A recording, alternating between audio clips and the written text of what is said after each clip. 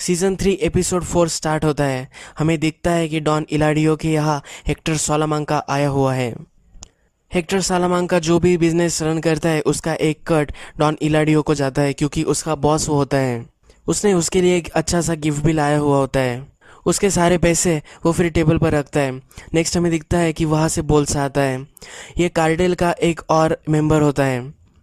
Don सालामांका का ये पहले पार्टनर हुआ करता था। डॉन सालामांका का फ्रेंड ये पहले हुआ करता था। ब्रेकिंग बैड में हमने देखा था कि गस के जब पार्टनर को मारा गया था वहाँ बोल्सा और डॉन इलाडियो भी थे। फिर बोल्सा वहाँ से आता है और उसके हाथ में सिर्फ गिफ्ट हमें दिखता है। उसने पैसे नहीं लाए होंगे ऐसा हमें लगता है, पर वो फिर 3 बैग लाता है पैसों की। सालामांका के कंपैरिजन में उसने बहुत ज़्यादा पैसे लाए हुए होते। बोल्सा से जब इलाडियो पूछते हैं कि तुमने इतना सारा पैसा कैसे लाया, तो फिर बोल्सा बोलता है कि गस का जो नेटवर्क है वो बहुत ही स्ट्रांग है और ये मुझे बहुत ही हेल्प कर रहा है। डॉन सालामांका को भी प्रेशर आता है कि अब वो ज़्यादा पैसे लाए। माइक ने अब डॉन सालामांका के जो ट्रक्स होते हैं उन्हें पकड़वा दिया है, तो अब डॉन सालामांका के यहाँ पुलिस आई हुई होती है। माइक का जो टारगेट होता है वो कंप्लीट हो जाता है। माइक को उसके डॉटर इन लॉ को कॉल आता है। वो उसे बोलती है कि क्यों ना तुम डिनर के लिए यहाँ आ जाओ। माइक पहले ना बोल रहा होता है पर ग्रैंड डॉटर भी उससे बात करती है। फिर वो मान जाता है और वहाँ चला जाता है। माइक वहाँ जाता है पर वो फिर भी जरा डिस्टर्ब ही होता है। नेक्स्ट सीन में हमें दिखता है कि डॉन सालामांका गस के जो रेस्टोरेंट होते हैं वहाँ आते हैं। लोगों के साथ वो वहाँ आए हुए होते हैं। फिर सालामांका वहाँ का जो टेम्पररी मैनेजर होता है उससे बोलता है कि मुझे तुम्हारे बॉस से मिलना है। वहाँ का मैनेजर उसे बोलता है कि वो अब यहाँ नहीं है पर मैं तुम्हें हेल्प कर सकता हूँ। सालामांका को गस से मिलना होता है। सालामांका के आदमी वही रेस्टोरेंट में खड़े हो जाते हैं। सब जो कस्टमर्स होते हैं उन्हें अनकंफर्टेबल फील होने लग जाता है। फिर वो एक एक करके वहाँ से निकल जाते हैं। सालामांका ने गस के जो सब एम्प्लॉयज़ होते हैं उन सब को एक जगह बैठाया हुआ होता है। वहाँ का मैनेजर फिर गस को कॉल करता है। गस को पब्लिक रिलेशनशिप करना अच्छा लगता है, तो गस एक फायर डिपार्टमेंट में होता है। उनके साथ वो रिलेशनशिप मेंटेन कर रहा होता है। तभी उसे ये कॉल आता है। गस फिर पोलोस हरमानोस जब पहुंचता है तब सारे एम्प्लॉयज़ को बोलता है कि आज की शिफ्ट तुम्हारी यही ख़त्म हो जाती है, तुम अब घर जाओ और मैं तुम्हें पूरे दिन के लिए पे करने वाला हूँ। वहाँ का मैनेजर उससे पूछता है कि क्या तुम ठीक हो। गस बोलता है कि कुछ भी प्रॉब्लम नहीं है, तुम अब यहाँ से चले जाओ। सालामांका गस के ऑफिस में जाकर बैठा हुआ होता है। सालामांका फिर उसे बोलते हैं कि अब मेरे भी ट्रक्स तुम्हें सप्लाई करने होंगे। बॉर्डर के पार अब सालामांका के ट्रक जा नहीं सकते, तो गस का चेन ऑफ नेटवर्क उसे चाहिए होता है। गस बोलता है कि मेरा ऑलरेडी मैक्सिमम कैपेसिटी में ये सब चल रहा है, मैं और जगह नहीं कर सकता। सालामांका बोलता है कि तुम्हें कोई चॉइस भी नहीं है। गस बोलता है कि क्या तुमने डॉन इलाडियो से परमिशन ली। सालामांका बोलते हैं कि फक इलाडियो, यानी कि अब वो इलाडियो का नहीं सुनने वाले होते। गस को यही चाहिए होता है कि सालामांका उस पर डिपेंडेंट बन जाए, और अब ये इसका गोल कंप्लीट हो जाता है। नेक्स्ट सीन में हमें दिखता है कि गस का जो आदमी होता है वेक्टर, वो माइक को पैसे देने के लिए आया हुआ होता है।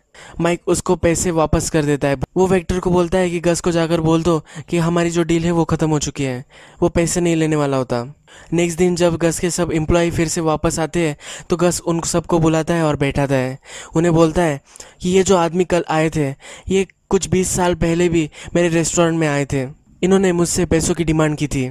उस वक्त मैं वीक था, मेरे पास इतने पैसे नहीं थे और मैं इनसे फाइट नहीं कर सकता था, तो मैंने इनको पैसे दे दिए थे। कल वो फिर से आए और मुझे धमकाने की कोशिश उन्होंने की, पर इस बार मैं मानने वाला नहीं था।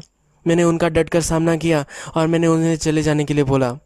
अब वो फिर से कभी भी यहाँ नहीं आएंगे। वो अपने एम्प्लॉयज़ को बोनस देने वाला होता है, ये भी वो उनको बताता है।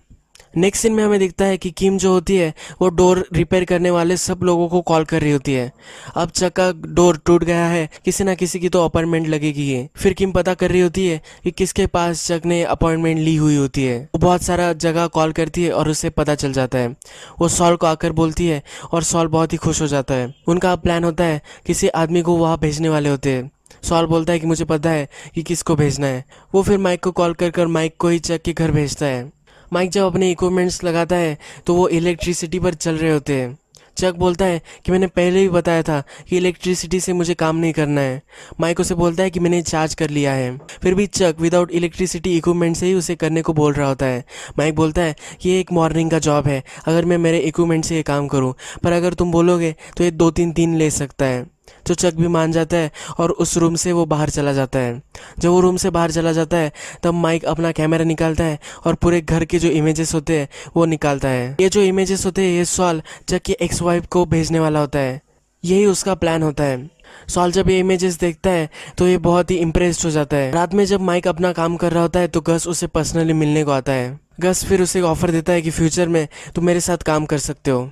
माइक बोलता है ये क्या काम है इस पर डिपेंड करेगा। फिर गस जाते जाते बोल जाता है कि मैं तुम्हें सालामांका को मारने दे सकता था, पर यह बहुत ही छोटी सजा होती, मुझे उसे सफ़र होते हुए देखना है।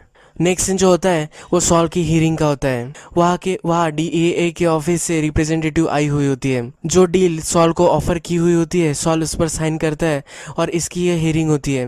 वो सॉल को बोलती है कि तुमने अब सब कुछ मान लिया है, पर तुमने अपना जो स्टेटमेंट दिया था उसमें वो मुझे बहुत ही अपोलोजेटिक नहीं लगा। और फिर वो फिर से सॉल को चक से माफ़ी मांगने के लिए बोलती है। सॉल बोलता है कि मैं बहुत ही एंग्री था, पर मुझे ऐसा कुछ भी नहीं करना चाहिए था। एक सिंसियर अपोलॉजी वो चक से मांगता है। इसके बाद सॉल चक के लिए चेक भी लिखता है। इसमें सॉल ने चक का जो डोर खराब किया होता है उसके भी पेमेंट होता है। ये सक्सेसफुल हो जाता है।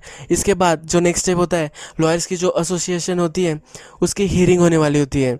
ये कुछ दिनों बाद होने वाली होती है, पर इसमें सॉल का लाइसेंस जा सकता है। किम फिर चक से बात करती है। वो बोलती है कि मुझे पता है कि तुम्हारे पास वो टेप अभी भी है। चक भी मान लेता है। चक बोलता है कि मैंने ओरिजिनल टेप की डुप्लीकेट भी बनाई थी। किम उससे बोलती है कि वो ज़्यादा तुम्हारे काम नहीं आएगी। बोलता है कि ये जो एसोसिएशन है ये टेप सुनेगी क्योंकि ये ज़रा लीनियंट होती है, ये ज़रा रूल्स को इतना सीरियसली नहीं लेती। किम को सिर्फ पता करना होता है कि उसके पास टेप है या नहीं, और उसका ये सक्सेसफुल हो जाता है और यही ये सीन ख़त्म हो जाता है और सॉल के साथ वो जाते हुए हमें दिखती है। यही एपिसोड ख़त्म हो जाता है।